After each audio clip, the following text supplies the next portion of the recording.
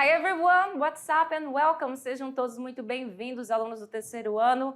Hoje estamos ainda dando continuidade com as aulas do Present Perfect. Essa é a aula de número 2 sobre esse tema, que é um tempo verbal muito complicado. Não vou negar, ele é um pouco complicado sim, porque a gente sabe, como eu falei para vocês na nossa aula passada, ele não tem um exatamente correspondente na nossa língua materna, no português. Portanto, a gente tem que pensar um pouco mais na hora de usar ele. E hoje eu trouxe muitas informações sobre esse tempo verbal. Let's go check it out. Vamos lá? Olha só, aula 12.1 e o título da aula é esse aqui. Have you ever been to? A gente vai falar muito sobre essa estrutura de have you ever been to, dentre outras coisas também, certo? Então, olha só, vamos falar sobre o uso da forma verbal do presente perfeito, do present perfect. Vamos também falar sobre algumas time expressions, frequency words, que são expressões de tempo e palavras que têm essa questão da frequência, de quantas vezes você fez algo, certo? E a diferença de been e gone. Have you ever been to? É uma pergunta com o nosso presente perfeito que tem a finalidade de entender se você já esteve ou já foi para algum lugar. Vamos entender um pouco também sobre a definição, the definition do present perfect.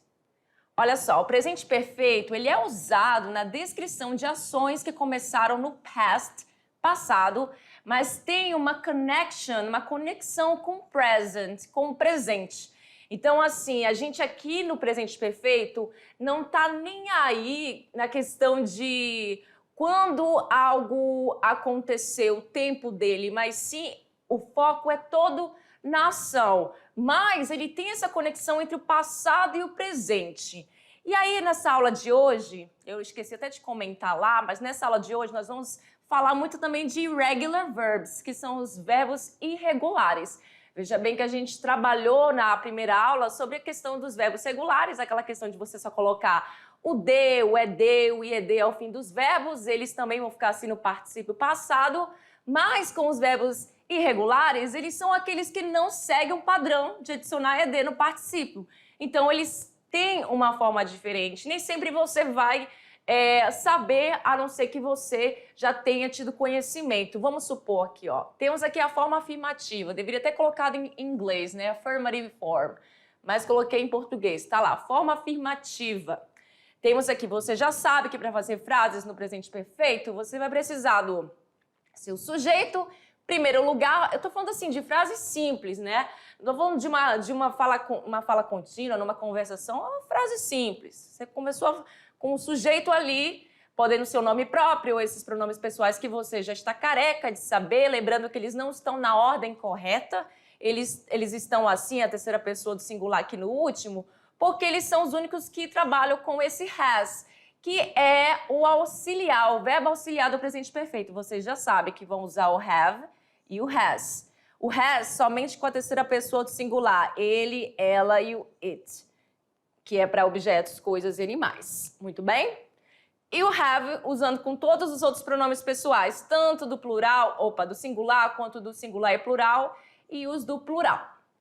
E aqui, logo em seguida, modo de dizer, porque assim, você pode também colocar algumas expressões de tempo entre as frases, nós vamos ver mais pra frente na nossa aula. Mas uma frase simples, onde tem sujeito, verbo auxiliar, verbo principal e complemento bem simples aqui, vai funcionar dessa forma. Então, esse verbo drunk é um verbo, deixa eu pagar essa loucura que eu fiz aqui. Esse verbo drunk é um verbo no particípio passado e ele é um verbo irregular. Por quê? O infinitivo dele é drink, to drink. Então, a forma base dele, do verbo, é essa aqui. E aí, quando ele vem pro passado, ele fica drank. Esse A tá parecendo um C, então, portanto, deixa eu reescrever. Ele fica drank no passado. Isso eu não coloquei presente, porque presente é basicamente tirar o to e fica o presente do verbo. A não ser na terceira pessoa, que você vai ter que colocar aquele Szinho no fim desse verbo na terceira pessoa do singular. Agora, o passado é drink. Particípio passado, ele fica drunk, né? Que numa tradução seria bêbado, bêbada, bebido, enfim. A gente tem essas situações com essa palavra. Então, drunk, soda, é o quê? É a ação de beber refrigerante. Então, quando eu falo I have drunk soda, eu bebi refrigerante. Mas eu bebi refrigerante quando? Ainda hoje. Porque a conexão entre o presente e o passado e o presente, certo? Não é um tempo findado. Se eu fosse falar que eu bebi refrigerante ontem, aí eu usaria o yesterday e a ideia seria passado simples. Tá? A forma afirmativa todo mundo já conhece, que só para a gente relembrar. Forma negativa todo mundo também já conhece. Você vai precisar apenas acrescentar o not nos verbos auxiliares, podendo ser ele contraído, assim ficando haven't e hasn't. E podendo também ser na forma normal, que é a forma que é extremamente aceitável, né? Porque afinal de contas é uma forma, a forma culta. Have not, ou então has not. E aqui eu já tenho um outro verbo, que esse verbo é o driven, que vem do verbo to drive, que é o verbo dirigir. E aí o passado dele é drove e o particípio passado é driven. Ou seja, você percebe que os verbos irregulares eles mudam para dedéu. Alguns não mudam tanto, alguns permanecem da mesma forma, outros você tem os dois tipos, você pode usar ele de uma forma ou de outra, isso vai depender do verbo. Forma negativa, todo mundo já lembra, né? Sujeito, auxiliar com not, que é o have ou has, e o seu particípio passado e qualquer outra coisa que você queira colocar na sua frase para fazer sentido. Na forma interrogativa, a gente tem o quê? Auxiliar na frente, have ou has vem para frente para fazer perguntas. Lembrando que isso só vai acontecer se você não trabalhar com pronome interrogativo. Caso tu trabalhes com pronome interrogativo, aí tu vai precisar colocar ele na frente dos auxiliares, certo? Logo seguido os pronomes pessoais ou o sujeito que você quiser colocar na frase. E logo depois o seu verbo no particípio passado, que vem do verbo to make, fazer, ele vai ficar made. E perceba que aqui eu coloquei o ever, que é uma expressão de tempo, é uma time expression que a gente viu lá na primeira aula do presente perfeito. E ela vai ser usada aqui entre o sujeito e o verbo principal em frases interrogativas, esse ever com sentido de já. Se alguma vez na vida você fez alguma coisa como o quê? Fazer, made a good decision, ou seja, have you ever made a good decision? Você já tomou uma boa decisão na vida? Ou have you made a good decision? Sem esse ever também pode ser, mas aí a ideia já muda. Eu quero saber se você tomou uma decisão. Já tomou essa decisão. É só mesmo um título de curiosidade, não é se você já fez algo como ter uma decisão boa na vida. Muito bem? Então, olha só. Present Perfect, a gente também vai usar o nosso to be. Vai usar sim, inclusive, também no Present Perfect Continuous, que é o tempo contínuo do presente perfeito. Mas aqui o to be, ele vai para essa forma aqui, ó, been. E ele vai ser usado no particípio passado, desta forma como vocês estão vendo aqui. Então, quando eu pergunto, have you ever been? 3 pontinhos, porque ainda tem a continuação, dependendo da frase. A pergunta é, você já esteve ou já foi?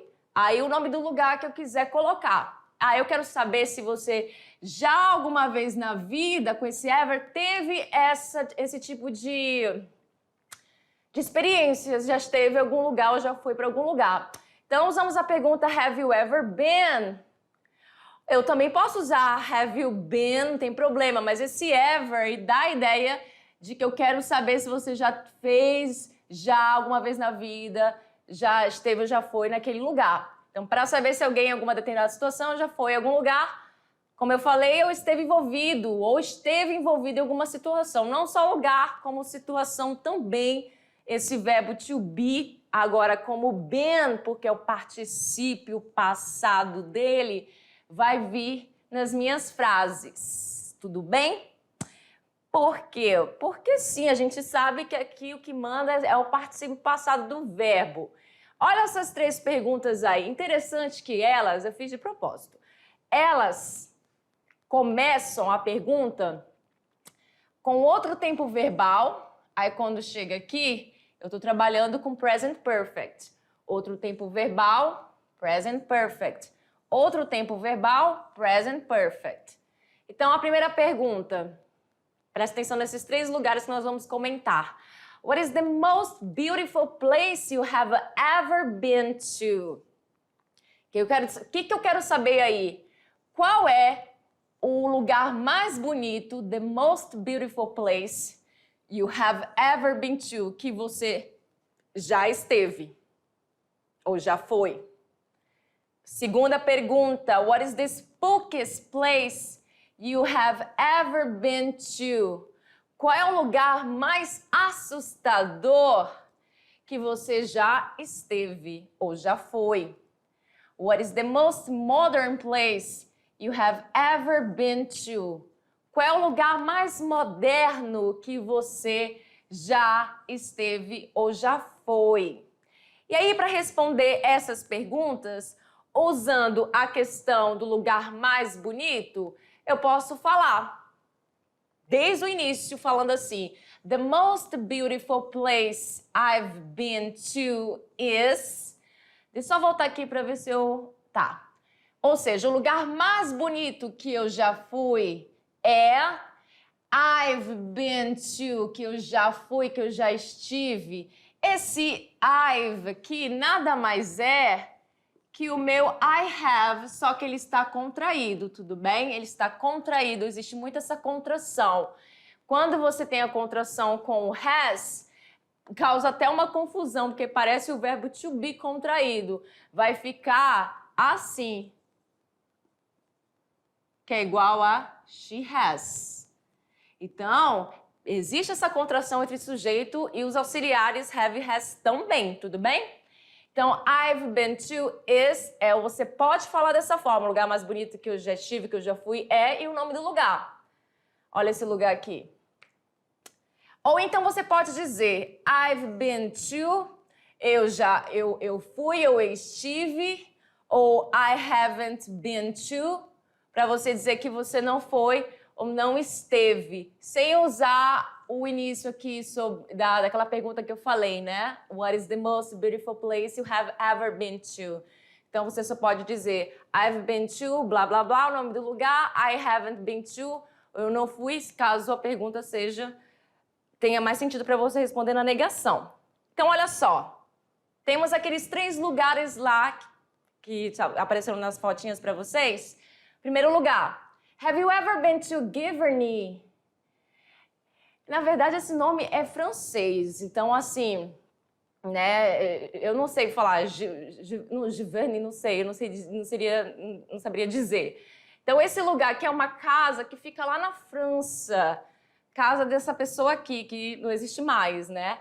Então, uma casa bem bonita, bem colorida, bem interessante, quem quiser, tiver interesse em pesquisar mais sobre a casa, a cozinha, a sala, tudo é muito bonito.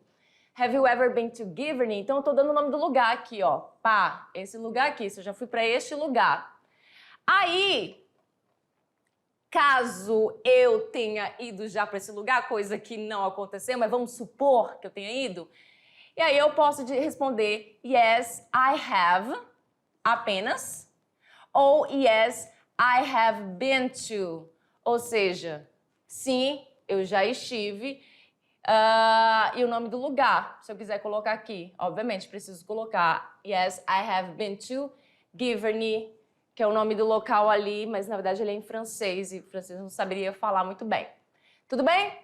Ou então eu posso dizer no, I haven't, só esse haven't, sem usar o been to, posso também falar assim, apenas com essa short answer. Ou então eu posso responder no, I haven't been to Giverny, o nome do local lá. Não, eu não fui para o Giverny. Ou então eu posso dizer no, I have never been to Giverny. Porque esses dois aqui, gente, são a mesma coisa. O haven't e o never dão a ideia de negação. Eu não posso usar os dois juntos. Ou eu uso not, ou eu uso o never. O not está contraído com o meu auxiliar aqui. Os dois juntos eu não posso usar. Então, eu tenho que escolher um dos dois para responder. E aí, você pode responder como eu falei, só com o have ou has, dependendo do pronome pessoal que você for usar, ou eu colocando been to e o nome do local aqui, porque eu preciso colocar o nome do local depois. Muito bem? Have you ever been to the Haunted Mansion que fica em Bay Lake, em USA, que é um local do, salvo me engano, na Disney. Essa mansão mal assombrada fica nos Estados Unidos, muito bonita, né? Mas enfim, acredito que seja na Disneyland. Have you ever been to the Haunted Mansion? Caso sim, yes, I have. Ou yes, I have been to the Haunted Mansion. Caso você não tenha ido, no, I haven't. Ou no, I haven't been to the Haunted Mansion. Ou então aquela questão do never. No, I have never been to Haunted Mansion. Muito bem? Terceiro lugar, have you ever been to Epcot Center? Ou seja, um outro lugar lá na Disney. Também faz parte de um dos parques temáticos da Disney. Have you ever been to Epcot Center? Você já foi para o Epcot Center? E aí você vai responder se sim, yes, I have. I have never been there. Eu nunca estive lá. Yes, I have been to Epcot Center. Ou no, I haven't been to Epcot Center. Ou no, I have never been to Epcot Center. Essa é uma resposta mais longa, né? Muito bem. Olha só, quando queremos falar de ações repetidas, múltiplas, especificamente a quantidade de vezes que elas ocorreram e não quando ocorreram, porque no present perfect o foco não é no tempo e sim na ação, na action. Então usamos o present perfect e as frequency words. Então, repeated actions, nós vamos usar muito o present perfect, que acontece em um período não específico entre o passado e o agora. Muito bem? Ao darmos uma resposta afirmativa, a gente pode informar a quantidade de vezes que já estivemos em um determinado lugar ou situação. Para isso, usamos as frequency words, porque a gente só vai usar as frequency words caso seja afirmativa a resposta para dizer. Por exemplo, vamos ver aqui. Eu quero saber, e você me diz que você já esteve na Bolívia. E aí, além de você me dizer essa ação de que você já esteve lá, você não me fala quando, porque aqui o quando não é a parte importante. Se você me falasse quando, aí eu usaria o passado simples, porque provavelmente esse momento que você foi já passou, então foi passado. Mas quando eu falo que eu já estive no local, eu vou usar o present perfect e a estrutura de I have been to Bolívia. E aí o que eu falo? Quando eu quero usar as frequency words, eu tenho essas opções. Muitas vezes, many times. I have been to Bolívia many times. Muitas vezes. I have been to Guaiará-Mirim several times. Agora eu já mudei a frequency word. Agora eu estou usando várias vezes. Several times. I have been to Guaiará-Mirim. Eu já fui a Guaiará-Mirim. Isso aqui, eu poderia falar essa frase. Não a lá dos parques da Disney, aquilo ali, fora da minha realidade. Mas aqui em Guaiará-Mirim eu já fui many times ou several times. Que com certeza foram mais de 2 vezes. I have been to La Paz once. Aqui é só um exemplo. Não significa que a teacher usa a vida dela para fazer as aulas, tá, gente? Porque eu nunca fui para La Paz. I have been to La Paz once. Once é o quê? É uma frequency word que significa uma vez. Uma vez. Eu não preciso falar one time, não existe essa questão. Você vai usar aqui, o interessante é você usar o once. Once, a palavra once. Não é que não existe one time, existe obviamente, mas o interessante é você usar once. I have been to La Paz once, uma vez.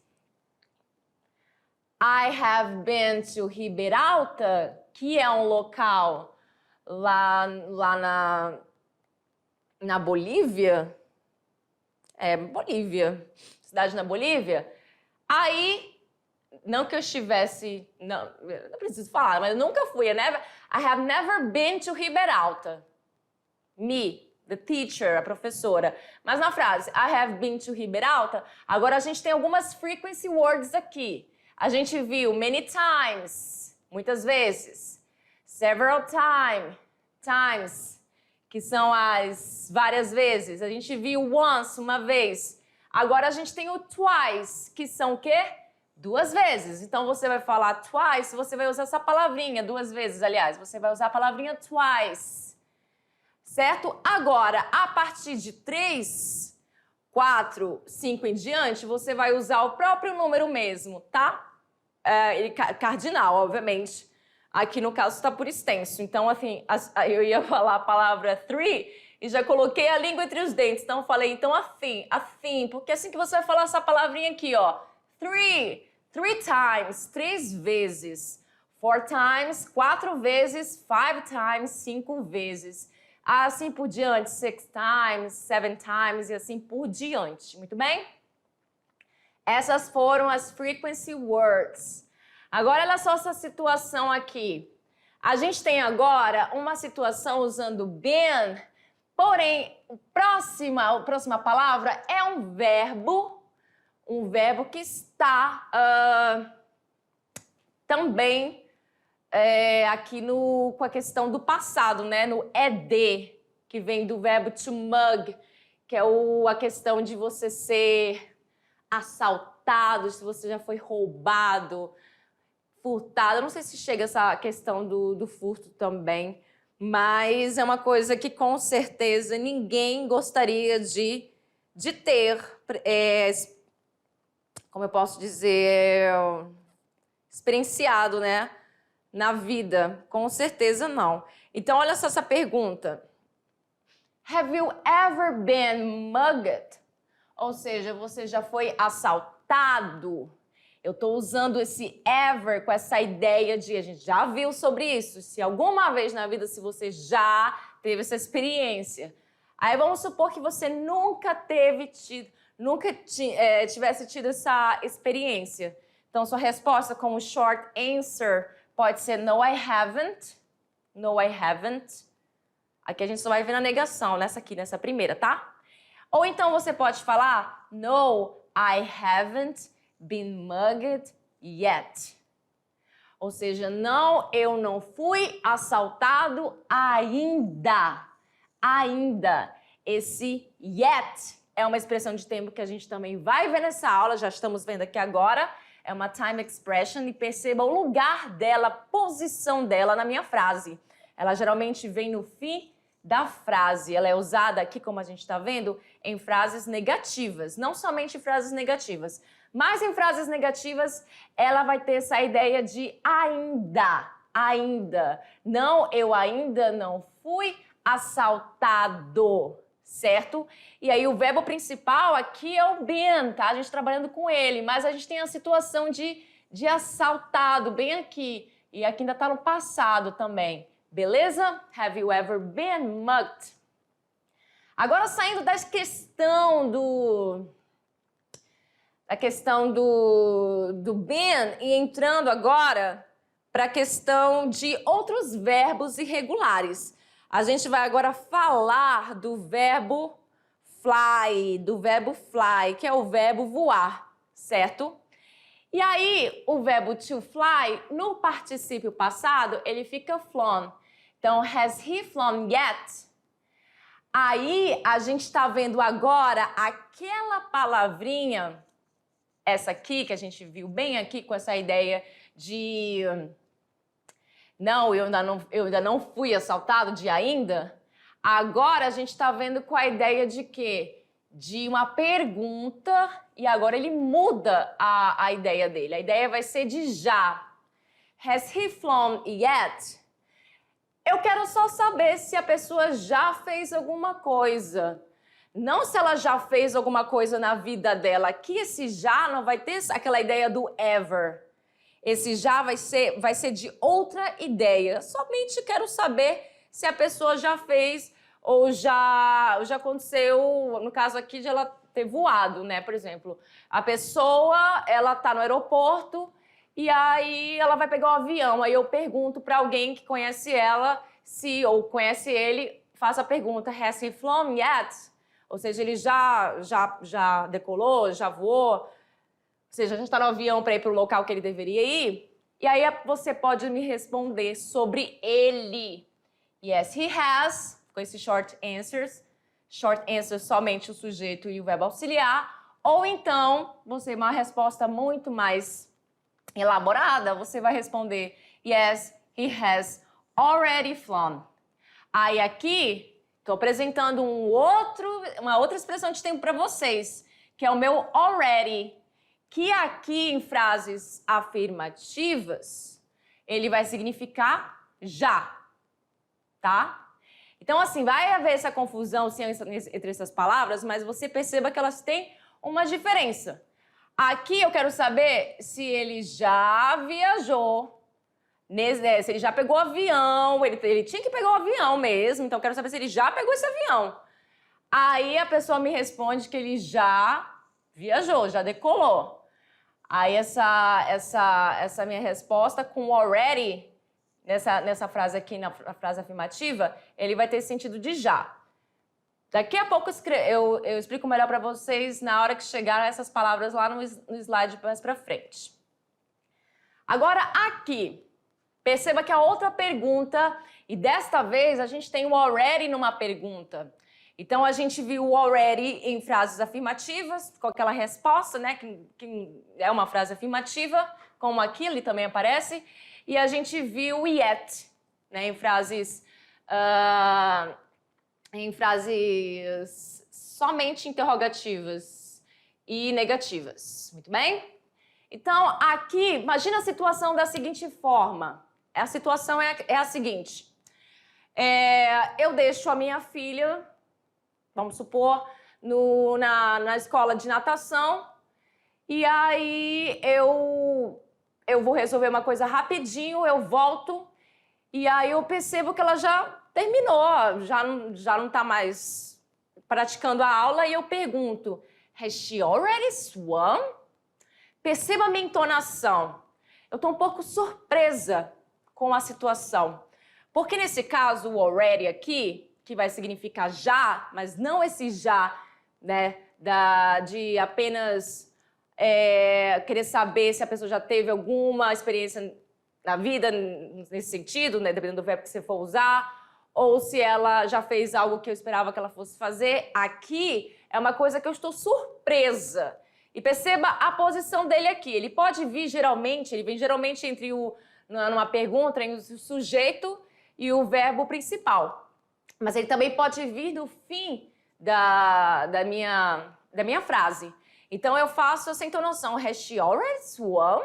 Ela já nadou, mas foi tão rápido, entendeu? Eu fui ali rapidinho, mas ela já fez a aula, já nadou. Então, assim, é essa a ideia do already. E aí, se eu fosse responder essa pergunta, has she already swum? Numa short answer, eu responderia, yes, she has. Sim, ela nadou. Ou então, com a questão do already, que vem em frases afirmativas. Yes, she has already swum. Sim, ela já nadou. She has already swum. Muito bem? Have you read the book? Have you read the book? Lembrando que aqui essa palavra está no particípio passado. E a gente não vai falar read. Read é no presente. A gente vai falar read, parecendo cor vermelha mesmo, tá? Mas é porque ela está no particípio passado e se escreve da mesma forma, porém se fala de forma diferente, tudo bem? Have you read the book?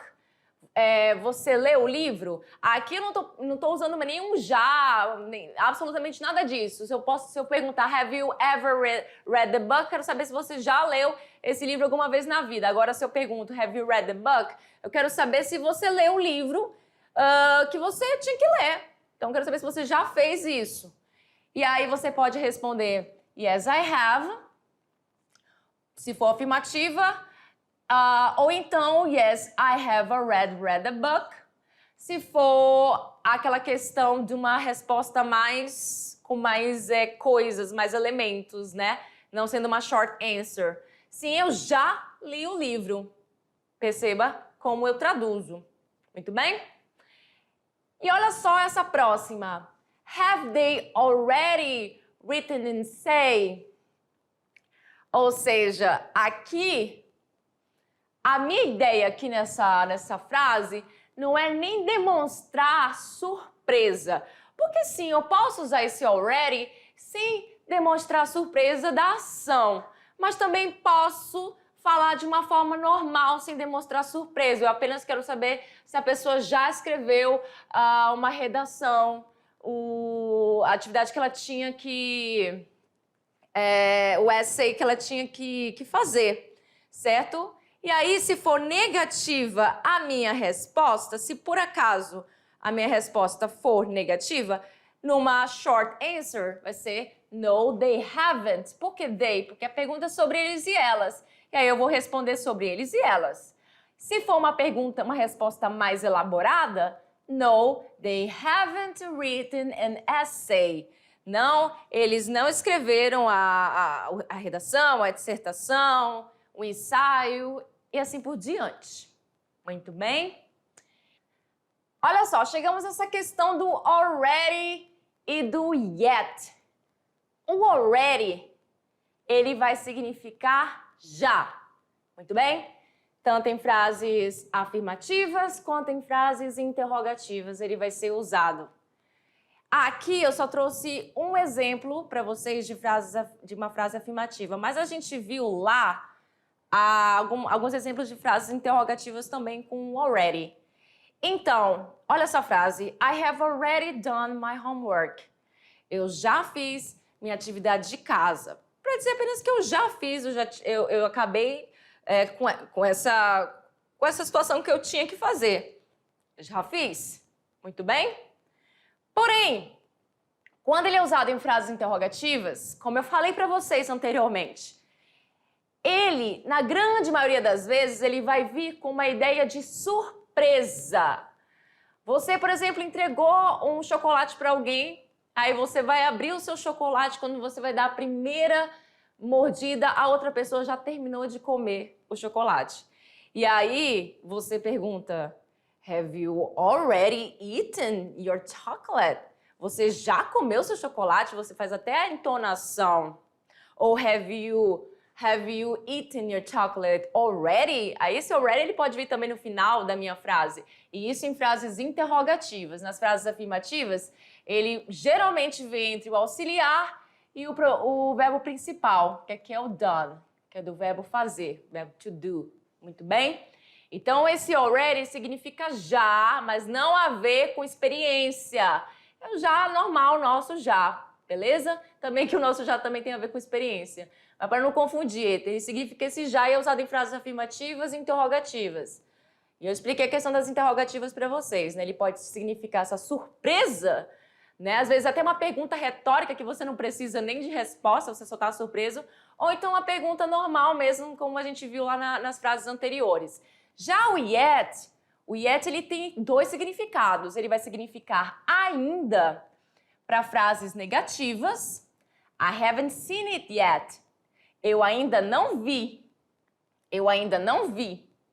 E ele vai significar já, usado em frases interrogativas. Has Rose ate yet? Perdão, tem um erro aqui, mas esse aqui eu vou corrigir assim. Has Rose, tanto aqui eu falei que tem algo errado aqui, tem mesmo. Eaten yet. Agora sim, porque aquele verbo ali era no passado simples. O verbo eaten é o verbo que você vai usar no particípio passado. Já tá aí corrigido, beleza? Has Rosie eaten yet? A Rosie já comeu? Perceba que o yet sempre vem, né? Geralmente vem no fim das frases, tá bom? Muito bem? Então, já desmistificando essa questão do already e do yet, vamos ver agora a questão, a questão do gone e do been. Attention! Você reparou que nós usamos o particípio been e não o gone, que esse aqui vem do verbo to be, todo mundo sabe. A gente já viu isso bastante. O gone é o particípio passado do verbo to go, que é o verbo ir. Aí o que acontece? A gente vai usar o particípio be e não o gone para falar das frequency words, daquelas palavras de frequência. E por quê? Aquela de many times, once, twice. Por quê?